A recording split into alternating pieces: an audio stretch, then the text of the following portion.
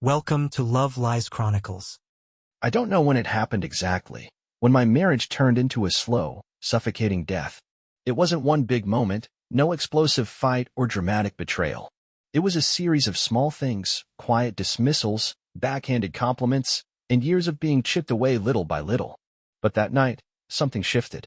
We were sitting in the living room, her on one side of the couch, legs tucked under her, scrolling on her phone. Me on the other, watching a show neither of us really cared about. We barely spoke anymore. Conversations had been reduced to logistical check-ins. Did you take the trash out? When's the credit card bill due? Don't forget my dry cleaning. That kind of thing. And then, out of nowhere, she scoffed and muttered under her breath, just loud enough for me to hear. You'd never find anyone else. I blinked, thinking maybe I misheard. What? I asked, turning to look at her. She didn't even glance up from her phone. You know what I mean, she said, casually, like it was just a fact. If we ever split up, you wouldn't stand a chance out there. She finally met my eyes then, her expression unreadable, but there was something in her tone, something smug, something final. And for a few seconds, I didn't know what to say. I wasn't the kind of man women chased after. I knew that. I wasn't rich. I wasn't some high-powered executive. I wasn't the guy who turned heads when he walked into a room. But I had always believed I was enough. That love wasn't about being the best option, it was about being the right one.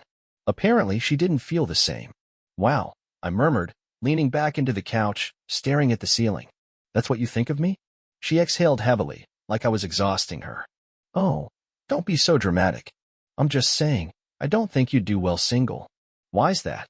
My voice was even, almost detached, but inside, something was brewing, something I hadn't felt in a long time. She set her phone down and stretched, her fingers laced together over her head. She was so comfortable, so unbothered by what she'd just said. Because you're just, you, she answered with a shrug. You're not exactly exciting. Women want confidence, a little edge. You're too. I don't know. Safe. Safe. Like an old, worn-out sweater. Like furniture that blended into the background. Huh, I said, more to myself than to her. And that's when I felt it, the shift. The quiet, slow realization that this wasn't just another comment. This wasn't a joke or an offhand remark. This was what she truly believed. And maybe she believed it for a long time. I looked at her, really looked at her, and saw something I hadn't allowed myself to acknowledge before. She wasn't just indifferent. She had checked out. Maybe she'd done it months ago, maybe years. But somewhere along the way, I had stopped being her partner and had become, what? A placeholder? A safety net? A backup plan until something better came along? And the worst part? I had let it happen. I had ignored the signs, the dismissive way she spoke to me in front of her friends, the way she rolled her eyes when I talked about my day, the way she put more effort into her appearance when she went out with coworkers than when she spent time with me. She wasn't in love with me. She was comfortable with me. And she thought I would never leave. That I couldn't leave. That I had nowhere else to go. I nodded slowly, exhaling through my nose. Right. She glanced at me then, a flicker of something in her eyes, maybe curiosity, maybe boredom. Oh, don't get all in your feelings about it. I didn't mean it like that. But she did. She absolutely did. And in that moment, something inside me broke. Not in an angry, explosive way. Not in a screw you, I'm out of here kind of way. No, it was quieter than that. Colder. Because I realized, for the first time, that I was done. Not just with the conversation. Not just with trying to convince her to see me differently. I was done with her. But she didn't know that yet. I swallowed the bitterness rising in my throat and forced a small smile. Yeah, you're probably right. She smirked, pleased with herself, and went back to her phone. She didn't know. She had no idea that she had just given me permission to leave. And I wasn't going to waste it. That night, I lay awake staring at the ceiling, her words circling in my mind. You'd never find anyone else. It was a fact to her, an unshakable truth. She wasn't afraid of losing me. Because she didn't believe she could. And why would she? I had given her no reason to think otherwise. I had spent years trying to be a good husband, being reliable, stable, safe. I had put her first in every decision, made sure she was comfortable, supported, happy. And in return, she had slowly erased me. Not in the obvious ways. Not through cheating, at least, not that I knew of. Not through fights or ultimatums. But through small, consistent dismissals. Through mocking my achievements, diminishing my feelings, and treating me like an option, not a partner. I realized something then. I had been letting her do it. I had allowed this marriage to become one-sided. I had ignored my own needs, convinced myself that love meant compromise. But this wasn't compromise. This was erosion. And I wasn't going to let it continue. I turned my head to look at her, sleeping soundly beside me, completely unaware that she had just lost me. I wanted to feel sad. I wanted to mourn the marriage I thought I had. But I didn't. Because the truth was, this wasn't sudden. It had been happening for years. I had just been too blind, or maybe too afraid, to see it. But not anymore. I was done. And I wasn't going to leave like a fool. I wasn't going to storm out in anger, throwing my hands up, letting her paint me as the overly sensitive husband who couldn't take a joke.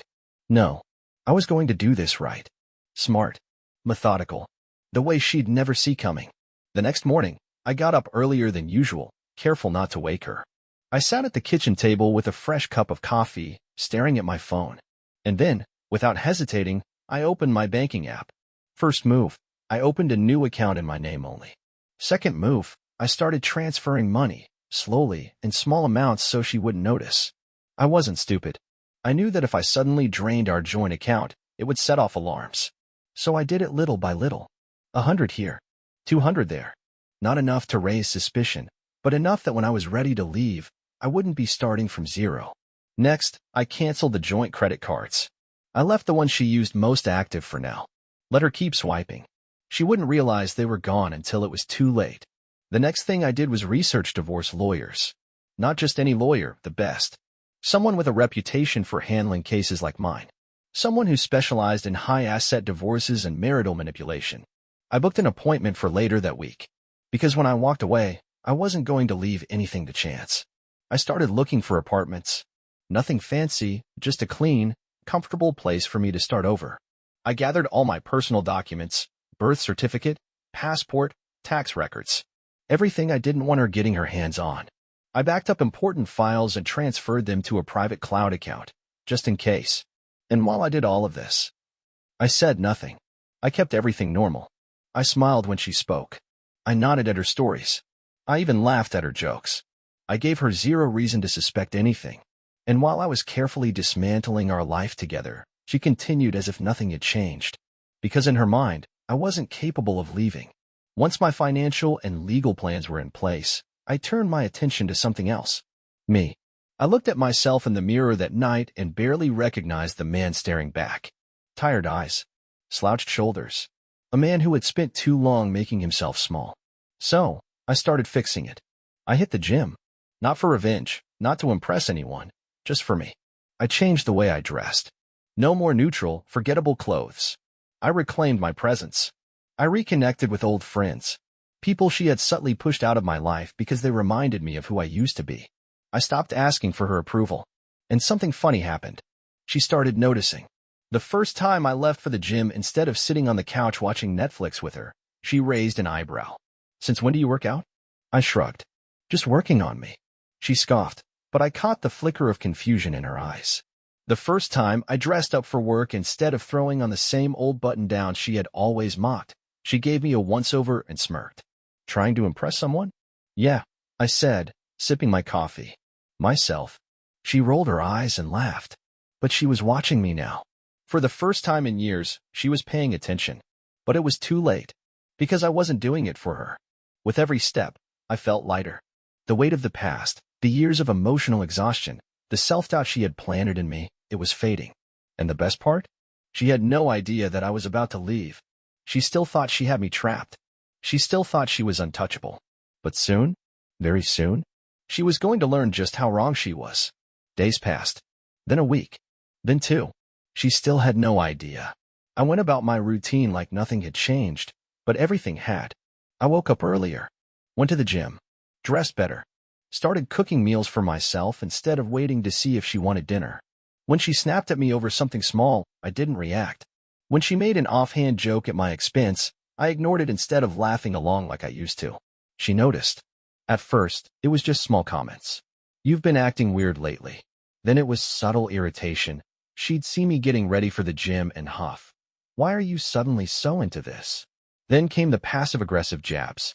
"Oh, is this your midlife crisis?" I didn't bite. She wasn't used to that. She was used to me defending myself, justifying my existence. giving her something to pick apart. Not anymore. One night, she tried to test me.